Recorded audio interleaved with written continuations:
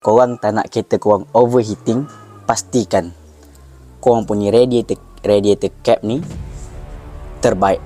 Okey, jangan biarkan radiator cap korang jadi macam ni. Okey, nampak ni berkarat. Kalau berkarat macam ni, dia akan menyebabkan kereta korang boleh overheating. Sebabkan radiator cap ni sahaja. So jangan lupa untuk tukar kalau korang punya radiator cap dah teruk macam ni. Okey, alright. So aku tukar kepada radiator cap yang baru daripada Denso.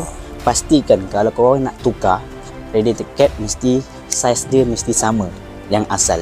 Kat sini 1.1, so mesti 1.1 lah. Jangan 1.1 korang punya asal, tiba-tiba korang pergi beli yang 0.9.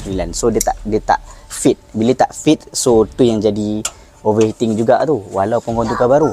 Okay, so pastikan dengan betul.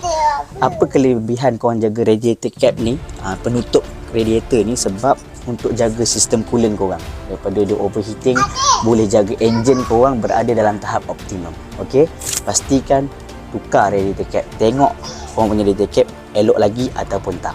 Alright, dapatkan guys radiator cap.